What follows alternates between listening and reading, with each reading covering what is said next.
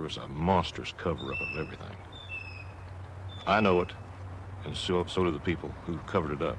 It angers me terribly that we don't know the truth.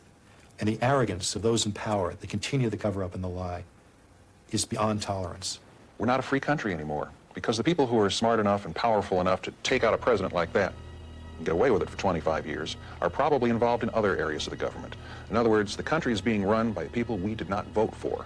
If it could be done to John F. Kennedy in 1963, it could be done to another president in the future. And we can't afford to have coups d'etats in America, no matter how cleverly orchestrated and sinisterly contrived they may be. That cannot be permitted to happen. And the way in which you prevent that from happening is to expose those elements of government and society in this country that were responsible for the killing of John F. Kennedy.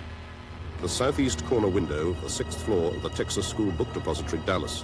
According to the official verdict, the spot where a lone gunman, Lee Harvey Oswald, fired 3 shots into Dealey Plaza, striking the president from behind as he rode in a motorcade down the center of Elm Street. And each year on November the 22nd, an informal gathering on the grassy knoll of people skeptical of their government's conclusion. And in honor of the events that took place here in November 1963. One moment, please. Until now, the world has been asked to accept the Warren Commission's verdict on the death of John F. Kennedy. New evidence that exposes the complex and sinister forces that brutally murdered the President of the United States 25 years ago will be shown here for the first time.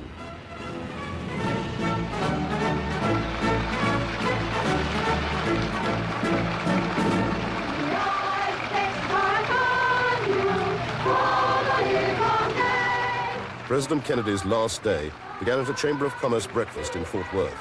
In his entourage were Vice President Lyndon Johnson and the Governor of Texas, John Connally.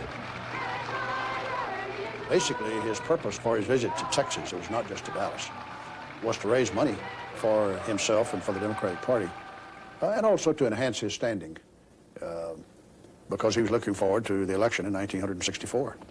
It couldn't let you leave Fort Worth without providing you with some protection against the rain. I'll put it on in the White House on Monday. If you'll come up there, you'll have a chance to see it there. His second engagement of the day was a luncheon in Dallas, a 6-minute flight away on Air Force One. And now the Lord bless you and keep you. The Lord lift up his countenance upon you and be gracious unto you. The Lord cause his face to shine upon you and give you peace both now and forever. Amen. From the dark, overcast, the drizzling rain of Fort Worth to the bright sunshine when we landed at Love Field in Dallas, it promised to be an absolutely spectacular day for the President, for the Vice President, for me. I was governor of the state.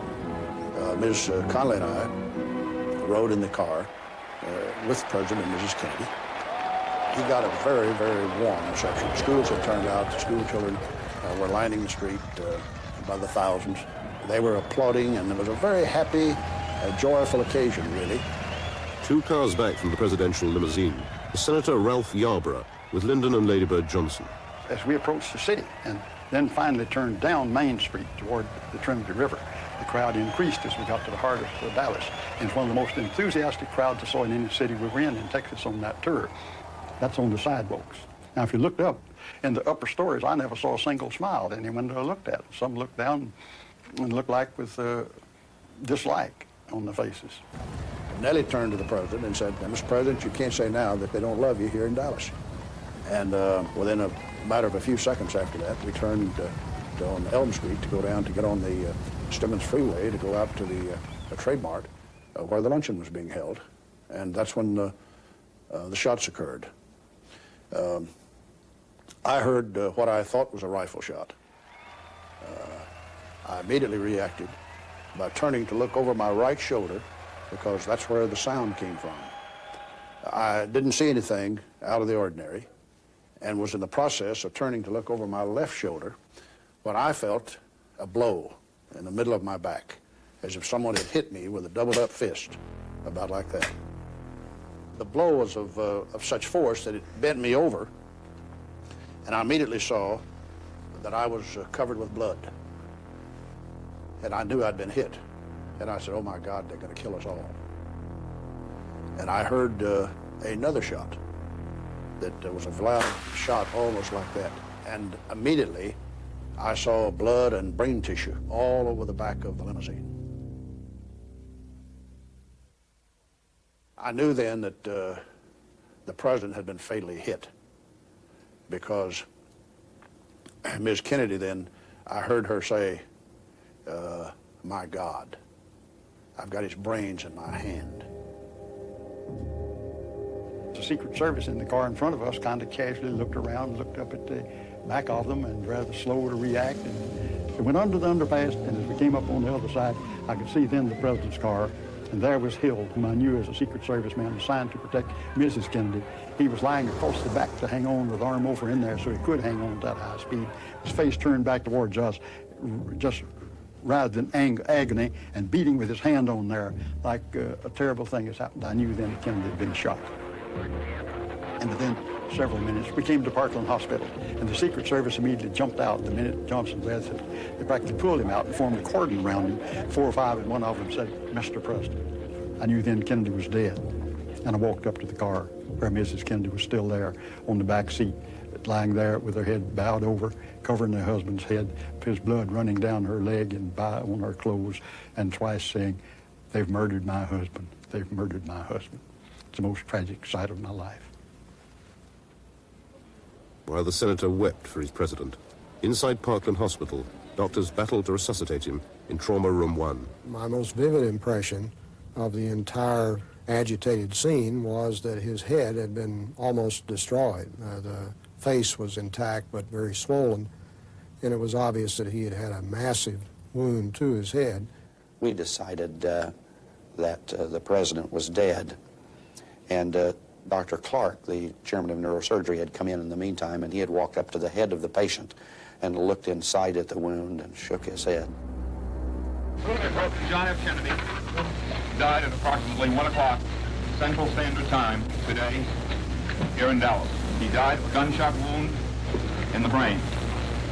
Dr. Berkeley told me it's a simple matter, Tom, of a bullet right through the head. On duty at Parkland throughout these events was Aubrey Wright, an ambulance driver for the O'Neill Funeral Home. He was approached by the Secret Service. They told us to go into the trauma room and prepare the president to be moved. And he had his head wrapped in sheets. I, at the time, didn't know where he had been shot or what, and we was all very sad, everybody's choking back tears. But Dr. Earl Rose was a forensic pathologist, well-trained in medical legal autopsies, and he appeared at Trauma 1 and said, this is a homicide in Dallas County, and I will do the autopsy on President Kennedy. In the meantime, a casket had been acquired, and the president's body had been placed in it, and he was informed by the Secret Service that if he didn't get out of the way, he would be run over by the casket as they were leaving. This was the President of the United States, and they were taking him back to Washington. There was a lot of cursing going on. I was embarrassed, especially for Miss Kennedy, because she was standing right behind us. The priest was there. A lot of what I thought was too foul of language to be going on. It was a terrifying type thing. It's hard to believe, that grown people could be so childish about things, and everyone trying to take over. Vice President Johnson had already left for the airport, shortly to be followed by Jackie Kennedy with her husband's body. The casket was manhandled up the steps of Air Force One. Minutes later, Johnson was sworn in as the new president. Barely 3 hours after arriving in Dallas, the plane left for Washington. In Dealey Plaza, in the chaos immediately after the shooting, there'd been confusion about where the shots had come from. Over 50 known eyewitnesses believed that there was a gunman up on the grassy knoll, but the police quickly focused their attention on the book depository. The police were in the building within 90 seconds. In the southeast corner of the 6th floor, 3 spent cartridges were found lying closely together against the wall, near a half-open window that overlooked the motorcade route. Later, a rifle was found on the same floor by Deputy Sheriff Eugene Boone. In the far corner of the stairwell, you could not see this corner of the building at all from the stairwell. That's where I found the rifle, over in the northwest corner of the building. There were 2 rows of books. The outside row was 2 cases high, and as I looked in the crevice, I saw the rifle in there. It was an Italian Manica Caccano of World War II vintage, worn and rusty and with a misaligned scope. Despite intense efforts over a 3-day period, the Dallas police and the FBI were only able to find Oswald's smudged palm print on the rifle after his death. what location we're in. Between Marsalis and Buckley, it's a police officer. Somebody shot him. There's been a police car. 45 minutes after the assassination, a police patrolman, J.D. Tippett, was shot dead in the Oak Cliff area of Dallas, 3 miles from downtown. Squad cars swiftly converged on the Texas Theater, a mile from the scene of the shooting. A man, behaving suspiciously, had slipped inside without paying and disappeared into the upper balcony. One of the first police officers on the scene was Paul Bentley. I came down from the balcony and entered the theater from this door right here. Oswald was sitting in this chair, and just as I entered, he jumped up as McDonald came up in front of him, Officer McDonald. He immediately pulled a gun from his waist. As I saw him pull the pistol, I dove over the seats and struggled, came down on the side of Oswald, or the suspect, struggling with him. I scraped his forehead with the bottom of this ring. I had some of the skin from his forehead under the ring when I got to the City Hall. I didn't shoot him because at that time other officers had converged, and I was afraid if I did miss, I might hit another officer. And it seemed like 100 years before I could get that gun out of his hand and get it into my belt. And then after I got the pistol away from him, I let my pistol go back into the holster, and then I popped him one upside of his head. The way he acted, you'd think he'd merely been arrested for perhaps a traffic ticket, because he never had the usual symptoms of nervousness like breaking out in a sweat or shaking or anything like that. He was just a real cool individual. And you'd never think just by looking at him that he was the one that was going to be accused of killing the president and Officer Tippett. Oswald, the enigmatic ex-Marine who briefly defected to Russia and was working at the book depository on the day of the assassination, claimed he was in the second-floor lunchroom at the time of the shooting. The first to interrogate him was Gus Rose. I looked up and I saw some officers bringing a man in who was handcuffed. And when I asked them what they had, one of the officers told me that they had the man here who had killed Officer Tippett. And I took the handcuffs off of Oswald and asked him who he was. He refused to tell me, so I searched him. And in his pocket he had a wallet, and in the wallet was 2 pieces of identification. One card said Lee Oswald, the other said Alex Hydell. When I asked him who that was or which one of these he was, why, he became belligerent and something to the effect he said, "You're the cop, you figure it out." I didn't shoot anybody, sir. I haven't been told what I'm here for. You have a lawyer? No, sir, I don't. The gun was fired one time by the suspect, but luckily it missed me. Fought with us like a wild man and killed. Is there any doubt in your mind, Chief, that Oswald is the man who killed the president? I think this is the man that killed the president. From the moment of his arrest, Oswald was presumed guilty and portrayed to the world as a lone nut assassin. But he vehemently protested his innocence at every opportunity. What the situation is about, nobody has told me anything except that I'm accused of murdering a policeman. I know nothing more than that, and I do request for someone to come forward to give me a legal assistance. Did you kill the president? No, I have not been charged with that. In fact, nobody has said that to me yet. The first thing I heard about it was when the newspaper reporters in the hall asked me that question. You have been. Nobody said what? Sir? You have been. Nobody said what? Okay, man. Okay. Visibly shaken by this news, Oswald was to be interrogated for a further 36 hours A policeman hit me. before his transfer to the county jail. You regard the county jail as a more secure place to house the prisoner. Is that why you're transferring him from the city jail? It's customary after a man is filed on that he be transferred. We only keep him in our jail until he is filed on. Necessary precautions will be taken, of course, but I don't think that the people will try to take the prisoner away from us. On the Sunday morning, Oswald was escorted through the basement of police headquarters by detectives Jim Lavelle and L.C. Graves. Jim Lavelle and myself and Oswald stepped off the elevator, walked a few steps, and waited till we got the all-clear signal to go on out to where the car was supposed to be parked waiting for us. But the car was not in place. Consequently, when I walked out, I was looking to my right where the car was being backed into position, but it wasn't where it ought to be. I could see this crowd of people to my left, which include police officers and news reporters, cameramen, and so forth. I saw Ruby in this crowd to my left, and he was standing on the front with a pistol in his hand down at his side. I caught him out of the corner of my eye, and then I started, of course, getting loose from Oswald where I could grab the gun. But before I could grab the gun, he'd already gotten one shot off, so I grabbed his wrist and the gun simultaneously and just spun around with him. There is Lee. He's been shot. Shot right up. Mass confusion here. Had I not got that gun, he may, in the excitement, shot off some more rounds because he was still squeezing on that trigger in an attempt to shoot that pistol again.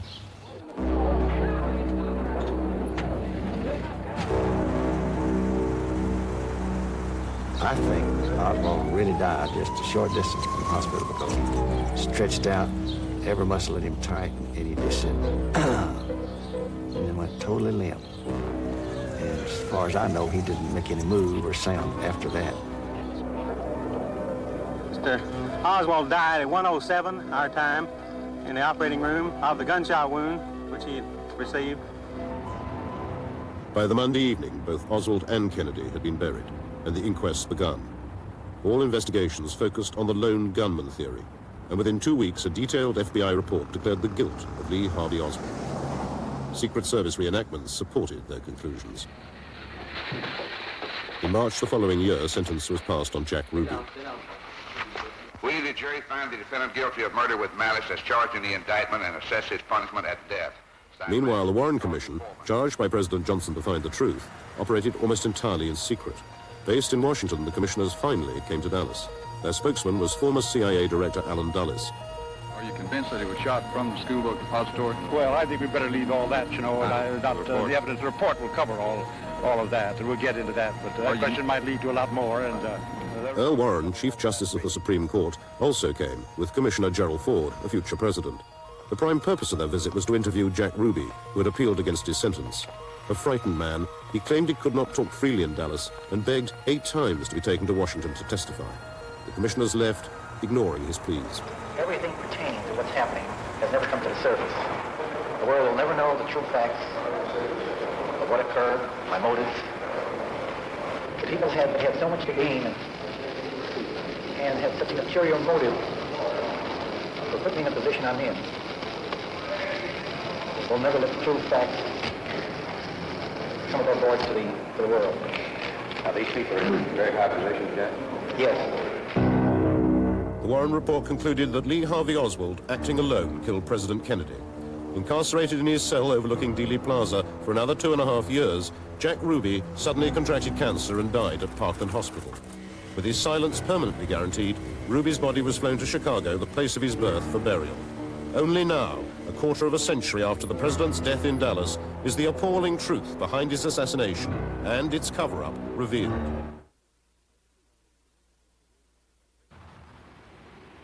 Secretary Marilyn Sitzman, on the morning of the assassination, joined her boss, Abraham Zapruder, an enthusiastic home movie maker, on the grassy knoll.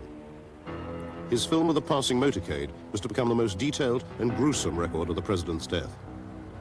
We were looking around to see where would be a good place to be. And he looked here and he said, well, this standing up here would be a good shot. But he said, I got vertigo and I can't stand up there by myself. Would you stand behind me and hold on to me? I said, sure, why not? So he gets up here, I get up behind him, and I'm holding on to him. And he started filming about, just before they came around the corner. And we're filming, they come around the corner and start coming down and they're, you know, waving at everybody. And then we heard what to me sounded like 2 firecrackers. You know, it was starting to get a little confusing because you could see things happening in the car, and you didn't quite get what was happening until they got right here in front of us in the 3rd shot, hit Mr. Kennedy right in his head. We knew what happened. This harrowing footage, after examination by the FBI, was immediately purchased by the publisher's Time Life and locked away from public scrutiny. Were it not for photo analyst Robert Groden, who gained access to the original and worked on it secretly, its real significance may have remained hidden forever. We had been told that the president had been shot from behind, from the Texas School Book Depository. If that had happened, he would have been thrown forward, the transfer of momentum of the bullet striking him in the rear of the head. But what we saw was the exact opposite. When he was struck, he was thrown to the rear and to the left, indicating a shot from the grassy knoll. The knowledge that we had been lied to scared me. Yeah, I felt if anybody knew what I knew, that I'd be in a great deal of danger. So I didn't tell anybody. I quietly worked on the film for years.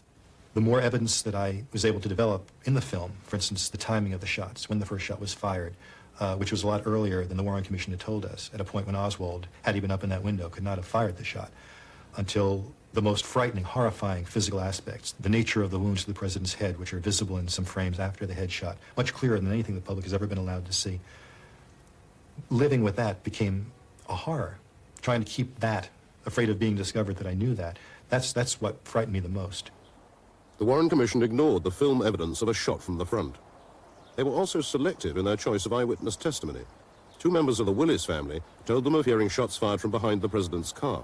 However, other vital evidence they tried to offer went unrecorded.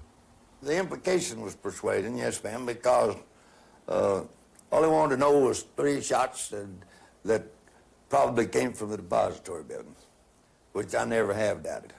That's about all they wanted to hear. That about all got into the Warren Commission. I heard 3 loud shots from the Texas depository. The headshot seemed to come from the right front. It seemed to strike him here, and his head went back, and all of the brain matter went out the back of the head. It was like a red halo, a red circle with bright matter in the middle of it. It just went like that. It was a terrible time. You cannot imagine seeing this. You knew it happened, but you didn't want to believe it. The particular headshot must have come from another direction besides behind him, because the back of his head blew off, and it doesn't make sense to be hit from the rear and still have your face intact. So he must have been hit from another position, possibly, in the front or over to the side. I really don't know where. But the back of his head blew off. So I am very dead certain at least 1 shot, include the one that took the president's skull off, had to come from the right front. And I'll stand by that to my death, over my mother's grave. The doctors at Parkland Hospital who tended the president minutes after the assassination also saw a head wound compatible with a shot from the front. I can see that he had a large, about 7-centimeter opening in the right occipital-parietal area. A considerable portion of the brain was missing there, and the occipital cortex, the back portion of the brain, was lying down near the opening of the wound, and blood was trickling out. Almost a fifth, or perhaps even a quarter, of the right back part of the head in this area here had been blasted out, along with probably most of the brain tissue in that area. The president's body was flown in Air Force One directly from Dallas to Washington. Accompanied by Jackie Kennedy, the ornamental bronze casket was unloaded at Andrews Air Force Base, apparently to be driven straight to the Naval Medical Center at Bethesda for the official autopsy. It was here that Commanders Humes and Boswell, with Colonel Fink, were making their preparations for the autopsy of the century. Assisting them was medical technician Paul O'Connor. The morgue door burst open and 6 or 7 men came carrying this casket in and set it on the floor next to the table, autopsy table. As I remember, this casket was a type of casket that was a cheap shipping type of casket. What I mean by shipping casket is that it's not a very ornamental casket. It's not very expensive. It's a very plain casket. This is not the casket in which Al Reich placed the president's body at Parkland Hospital, Dallas. It was a expensive bronze-colored type. It was a bronze casket. One of the most expensive that we had in stock. It was white satin lining inside the casket. We wrapped him in one of the sheets and just placed him in the casket that way. The casket was opened, and inside was a slate gray rubber body bag with a zipper that ran from the head all the way down to the toes. It's the kind of body bag that you find people that were carried out of disaster in. We unzipped the body bag, and inside was the body of the president. We put the body on the table. He was nude, no clothes on, but he had a white sheet, bloody white sheet wrapped around his face and his head. So between Parkland Hospital in Dallas and the autopsy in Washington, the president's body had mysteriously been placed in another casket and also wrapped differently. Since the autopsy, there's also been a major discrepancy in the description of the president's fatal head wound. It would be a jagged wound that involved the half of the right side of the back of the head.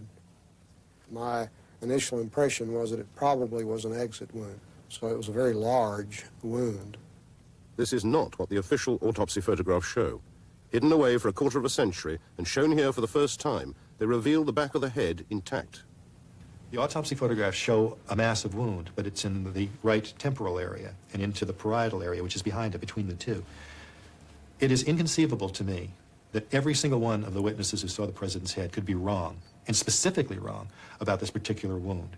They describe an avulsed exploded open wound in the rear of the head.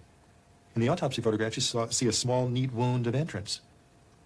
It's obvious to me that those photographs have been faked. When I first saw the pictures of the president's body, so-called wounds, what really struck me was especially the head wound. They showed a nice little neat round bullet hole in the back of his head. When actually what I saw was the whole side of his head blown off. It was gone. I don't know where those things came from, but they're totally wrong. Every one of them. In 1964, the Warren Commission dealt with this evidence by not looking at it. It was made available to them. They felt if they looked at it, they would have to deal with it and publish it. So they didn't deal with it. In 1977, around that time frame, the House Assassinations Committee had the photographs. What they did with it was even less excusable. They had the photographs, they had the questions that were brought to them about the photographs, and they did not allow the Dallas doctors, the most important witnesses in this particular area of the evidence, to even view them. And the reason seems quite clear. If they have the best eyewitnesses looking at the photographs saying that's not the condition of the president's head, then you not only have a conspiracy to kill the president, but absolute proof of the conspiracy to cover it up after the fact, because the only people who had the photographs were the government. If somebody faked those photographs, it was someone within the government, someone who had access to those photographs. But there are further disturbing indications of manipulation of the medical evidence in the hours prior to the autopsy at Bethesda. Dallas doctor Robert McClelland. I would estimate that about 20% to 25% of the entire brain was missing. My job in working with autopsies was to remove the brain. What struck me was when we removed the sheet, I looked down and I said, my God, he didn't have any brains left, literally. I was just astounded by it. I think everybody else was too, because there was just a gasp throughout the room. There was no brain to be removed at all. At any normal autopsy involving such gunshot wounds, the brain would have been sectioned and the bullet tracks traced and all bullet fragments examined. This was not done. A vehement critic of the government's handling of the medical evidence is also one of the world's leading forensic pathologists, Dr. Cyril Wecht. If the brain was not sectioned, then there could be no visualization of its interior. It's as if it never existed.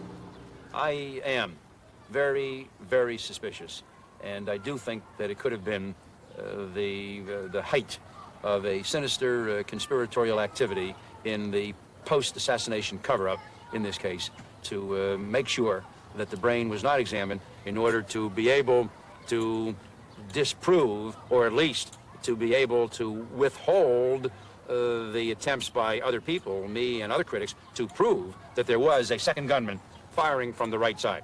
Because again, you see, that gets to the question of whether or not there was a conspiracy. Another long-standing critic of the official version of events has pursued the truth through the Freedom of Information Act, acquiring valuable documents which he believes prove a cover-up at the highest level.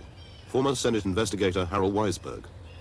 Lee Harvey Oswald was killed by Jack Ruby on Sunday, the 24th of November. Nicholas Katzenbach was the acting Attorney General and the Deputy Attorney General, and he knew immediately that Oswald wasn't going to be tried. They didn't have to put this evidence into court. So he takes a lawyer's yellow Lego pad, he writes out in longhand a memorandum to Bill Moyers, that was the channel to Lyndon Johnson, and in essence he says, we got to convince the world that Oswald was a lone assassin and that the evidence was such that he would have been convicted if he'd gone to trial. This is before they collected any evidence. This was Monday morning, Monday after the assassination. The Dallas police were still collecting evidence and had to be stopped. After Oswald's death, the FBI swiftly requisitioned all the physical evidence, much to the chagrin of Police Chief Jesse Curry. I had a request, and I have it here, where Mr. Wade requested, said I request that you turn all of the evidence obtained in the investigation of Lee Oswald's assassination of the president over to the FBI for mailing to Washington. We're turning all of our physical evidence over to the FBI. This was on the direct orders of the head of the FBI, J. Edgar Hoover. Here you have the greatest police agency in the world. They're supposed to keep the president alive. He's killed in broad daylight on the streets of a modern American city. How can Hoover possibly admit that he couldn't know about this and he couldn't prevent it? There was only one way, by having a nut who was all alone to it. There was nobody to squeal on. So, from the beginning, J. Edgar Hoover had an instant vision. Oswald was a lone nut assassin, and that's all that anybody ever considered, anybody in official position. You can say, let me try and understand what the government did, how it worked this way. And you can understand that maybe for a couple of days, they didn't want the truth to come out because they didn't know what was going to happen. They didn't want to frighten people. They wanted to preserve domestic tranquility. Was there going to be an attack on Lyndon Johnson or the Secretary of State? Was there going to be an invasion from abroad? Was this the beginning of a revolution? Those kind of things have to enter the thoughts of the people in authority in Washington. After a couple of days when everybody knew this wasn't happening, then there's no excuse for the lying. The lie was that Oswald, a poor shot, fired his 3 bullets from the 6th floor window of the book depository in under 7 seconds. No expert marksman has ever achieved this feat. The Warren Commission, basing its findings on the earlier FBI report, at first said 2 bullets had hit Kennedy, 1 in the back, 1 in the head, and 1 bullet had hit Governor Connolly. Their conclusions were thrown into disarray by eyewitness James Tague. I was standing right at the east end of the triple underpass on the sidewalk between Main and Commerce. And when the first shot, which I thought was a firecracker, happened and I heard 2 more, I ducked behind the triple underpass and actually did not see too much of what was going on until I looked out and the presidential limousine was going right by me under the underpass. At that time, Deputy Sheriff Buddy Walters said, "You have blood on your cheek." I reached up and there was a couple drops of blood. And at that time, I remembered something had stung me during the shooting. He says, "Where were you standing?" We walked back, and from about 40 feet away, we noticed a mark on the curb, a very fresh mark. The FBI sends some agents from Dallas, and they file a report that says there's no mark there. It must have been eradicated by the brushes using to sweep the streets. You know, there'd be no streets left in the world if that happened, but it was accepted. But this wasn't even in the street, it was on the curbstone. So, of course, they couldn't get away with that. So the commission got after the FBI, and they sent Lyndall Schoenfeld, a photographic expert, down. And accompanied by Robert Gimberling, who was the case agent in Dallas on the assassination, they got the pictures, they spoke to the photographers, they went exactly to where a point was, and there it was. Except that it was a little bit different. Instead of a hole, you can see the difference in color, you can see the difference in texture, and I know because I've examined it at the archives. It's darker and smoother. Instead of a bullet hole or a nick made by a bullet, you've got it all smoothed over in darker color. So they dig it up, they take it back to Washington, they go through this incredible charade of making scraping samples off and making a spectrographic analysis of what they know is not the evidence. They don't give a damn about the fact that underneath it is something that could have been a consequence if it hadn't been covered over. They have no questions about why would somebody want to hide this when a president is killed. And then they destroyed the spectrographic plate when I asked for it. At least they say they did. And the court said to produce it. They said it doesn't exist. The explanation? Not under oath, understand, just a possible explanation. It must have done it to save space. A 32nd of an inch in the world's largest collection of files, which the FBI has, they're saving space with 1/32 of an inch. But they get away with this in court. They did not want a missed shot. It would not fit. And my testimony would prove that there was one missed shot that went over the limousine and hit the curb beside where I was standing. It did change the outcome of the Warren report. So late in the day, the commission were left with only 2 bullets to cause all the wounds to both Kennedy and Connolly, and one of those bullets had to have injured both men. To explain this, Arlen Specter, the counselor to the commission, created the single bullet theory, known to critics as the magic bullet. The infamous magic bullet. We have that bullet exiting from President Kennedy's neck, moving forward and leftward and downward. It now stops in midair, it turns to the right, it comes back a full 18 inches, stops again, and then slams into John Connolly's back. It continues downward, and it goes through his wrist, and somehow they get that right wrist over to the left thigh. If you look at the Zapruder film, you'll see in the individual frames that John Connolly's right wrist is not near John Connolly's left thigh. The significance of this, the importance, cannot be exaggerated. It is impossible to overstate it. Why?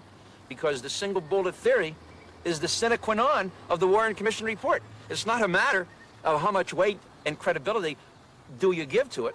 It's a matter of whether or not you have a single bullet theory that permits you to conclude that there was only one person firing, whether it was Oswald or anybody else in the world. If you don't have a single bullet theory, then you cannot have a sole assassin. And if you move to that point, then you're into conspiracy by definition. And that's why it had to stop with Oswald as a sole assassin. And that's why they came up with the single bullet theory. There's no question in my mind that that 26-volume set should be taken from the shelves of all the libraries where they now rest in the United States from nonfiction and placed in the fiction shelves along with Tom Sawyer, Huckleberry Finn, and Gulliver's Travels. That's where they belong. Straight out of the realms of cheap fiction, Chicago's tough West Side and the birthplace of a notorious son. Jack Ruby, small-time hoodlum and runner for Al Capone in the 30s, based his life around gambling, narcotics, and prostitution. His Carousel Club in Dallas was one in a long line of unsuccessful nightclubs where Ruby often played host to members of the Dallas police force and the criminal underworld. A fitness freak, Ruby swam in this pool at his apartment every morning, but internally his life was in chaos. In the months preceding the assassination, his phone calls from the Carousel Club and this apartment to well-connected mob figures increased 10 and 20-fold, a pattern which had begun with the announcement in late April of President Kennedy's intended visit to Dallas. A distinguished journalist who knew Ruby well was Seth Cantor. In the weeks immediately before the assassination of the president, unaccountably, Ruby had visits from some members of the underworld who he had not even seen in a period of something like 20 years. In May of 1963, Ruby traveled to New Orleans to negotiate for one or more strippers for his club and dealt with a man named Harold Tenenbaum there. But New Orleans was and has continued to be controlled by a very powerful mafia figure named Carlos Marcello. Marcello, a leading target of the Kennedy brothers' war on crime, had sworn vengeance against them. His interests in Bourbon Street were first visited by Ruby in June 1963, ostensibly to recruit fresh flesh for his Carousel Club. This dancer at the show bar, known as Jada, was signed up by Ruby, but was she the cover for more serious underworld business? Ruby's connections with nightclub people in New Orleans meant that one way or another he was dealing with Marcello associates. He had telephone contacts and personal contacts with various well-known gunmen and thugs who regularly serviced the underworld in Chicago, Miami, Las Vegas, Houston, and in New Orleans. These underworld links were never investigated by the Warren Commission, who found no evidence of a conspiracy. They also found no connection between Ruby and Oswald.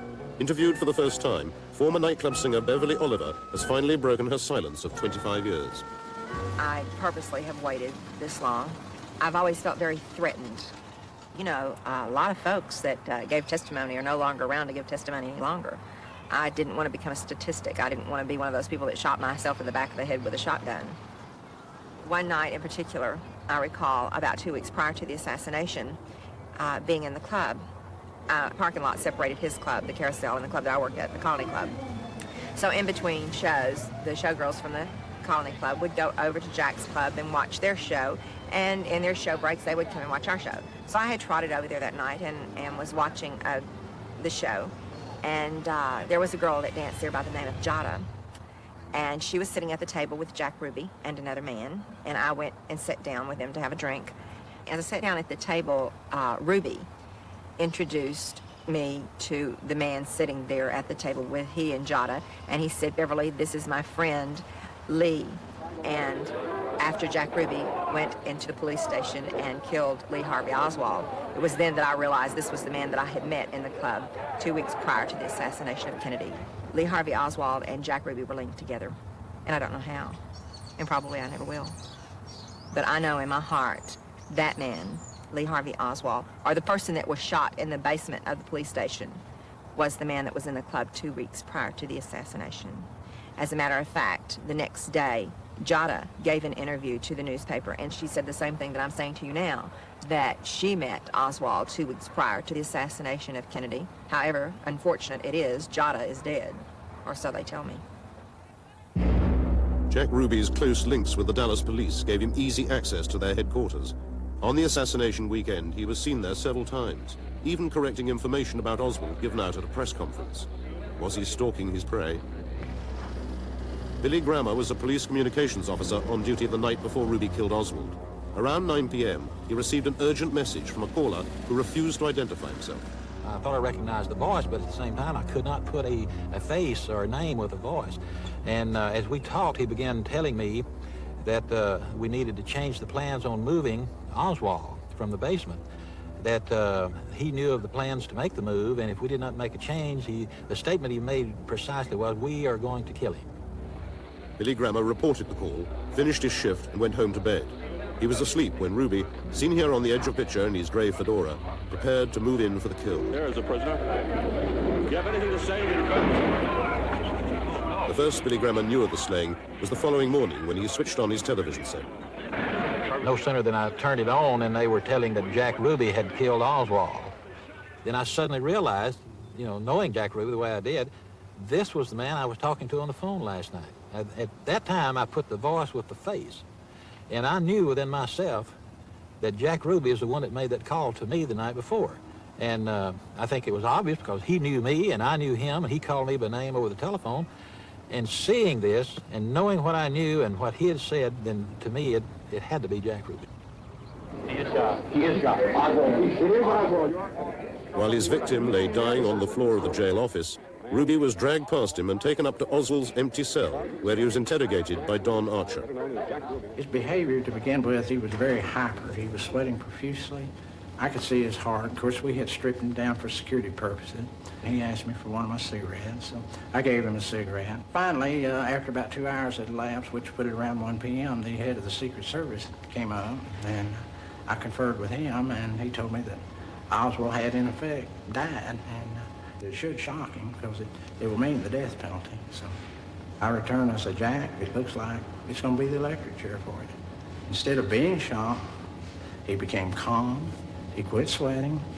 His heart slowed down. I asked him if he wanted a cigarette, and he advised me he didn't smoke. And I was just astonished that this was a complete difference in behavior of what I expected. I would say that his life had depended on him getting Oswald.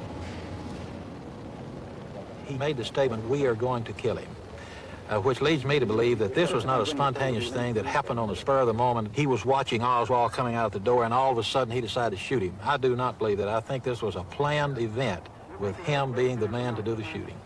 I told you earlier this morning, I think it's a waste of time. I have no chance whatsoever. Startling new evidence of a conspiracy has emerged from a faded Polaroid photograph taken 25 years ago by Dallas housewife Mary Ann Moorman. Facing the grassy knoll, she took her picture of the president within 1/6 of a second of the fatal headshot. Horrified by the experience, Mary Ann was never to use the camera again.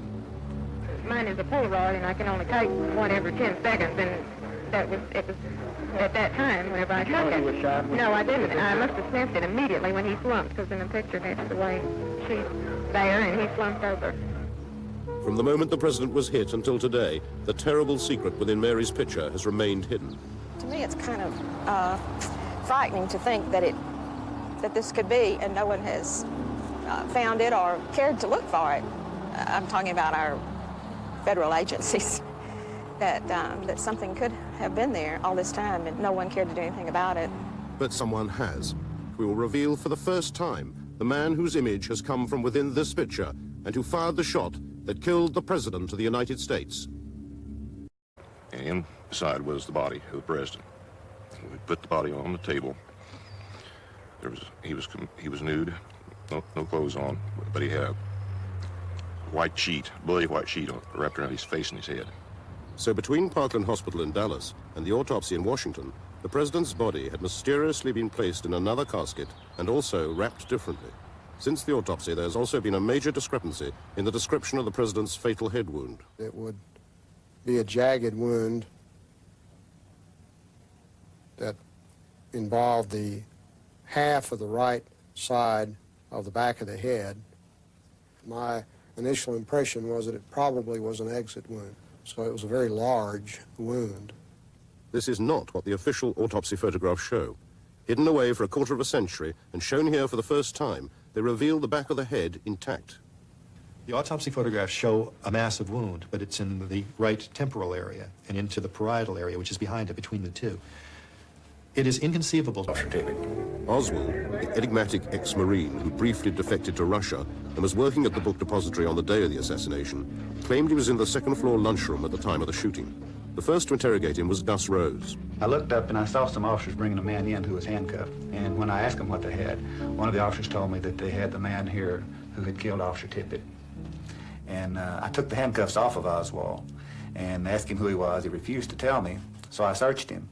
And in his pocket, he had a wallet, and in the wallet was 2 pieces of identification. One card said Lee Oswald, the other said Alex Hydell. When I asked him who that was, or which one of these he was, why, he became belligerent and something to the effect he said, "You're the cop, you figure it out." Oswald, did you shoot the president? I didn't shoot anybody, sir. I haven't been told what I'm here for. You have a lawyer? No, sir, I don't. The gun was fired at one time by the suspect, but luckily it misfired. Fought with us like a wild man, and is there any doubt in your mind, Chief, that Oswald is the man who killed the president? I think this is the man that killed the president. Another long-standing critic of the official version of events has pursued the truth through the Freedom of Information Act, acquiring valuable documents which he believes prove a cover-up at the highest level. Former Senate investigator Harold Weisberg. Lee Harvey Oswald was killed by Jack Ruby on Sunday, the 24th of November. Nicholas Katzenbach was the acting Attorney General and the Deputy Attorney General, and he knew immediately that Oswald wasn't going to be tried. They didn't have to put this evidence into court. So he takes a lawyer's yellow Lego pad, he writes out in longhand a memorandum to Bill Moyers, that was the channel to Lyndon Johnson. And in essence, he says, we got to convince the world that Oswald was a lone assassin and that the evidence was such that he would have been convicted if he'd gone to trial. This is before they collected any evidence. This was Monday morning, Monday after the assassination. The Dallas police were still collecting evidence and had to be stopped. After Oswald's death, the FBI swiftly requisitioned all the physical evidence, much to the chagrin of Police Chief Jesse Curry. I had a request, and I have it here, where Mr. Wade requested, said I request that you turn all of the evidence obtained in the investigation of Lee Oswald's assassination. The impression of the entire agitated scene was that his head had been almost destroyed. The face was intact but very swollen, and it was obvious that he had had a massive wound to his head. We decided that the president was dead, and Dr. Clark, the chairman of neurosurgery, had come in the meantime, and he had walked up to the head of the patient and looked inside at the wound and shook his head. John F. Kennedy died at approximately 1 o'clock Central Standard Time today here in Dallas. He died of a gunshot wound in the brain. Dr. Berkeley told me it's a simple matter, Tom, of a bullet right through the head. On duty at Parkland throughout these events was Aubrey Wright, an ambulance driver for the O'Neill Funeral Home. He was approached by the Secret Service. They told us to go into the trauma room and prepare the president to be moved.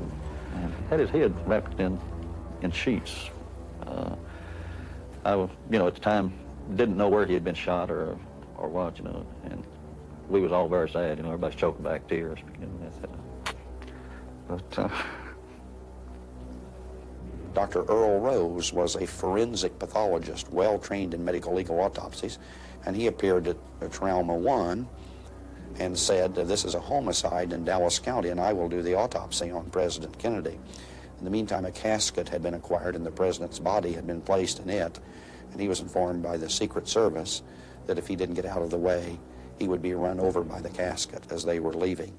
This was the President of the United States, and they were taking him back to Washington. There was a lot of cursing going on. I was embarrassed, especially for Miss Kennedy, because she was standing right behind us. The priest was there. A lot of what I thought was too foul of language to be going on. It was a terrifying type thing. It's hard to believe, that grown people could be so childish about things and everyone trying to take over. Vice President Johnson had already left for the airport, shortly to be followed by Jackie Kennedy with her husband's body. The casket was manhandled up the steps of Air Force One. Minutes later, Johnson was sworn in as the new president. Barely 3 hours after arriving in Dallas, the plane left for Washington. In Dealey Plaza, in the chaos immediately after the shooting, there'd been confusion about where the shots had come from.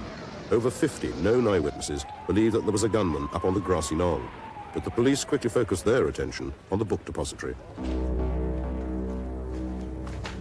The police were in the building within 90 seconds. In the southeast corner of the 6th floor, 3 spent cartridges were found lying closely together against the wall, near a half-open window that overlooked the motorcade route.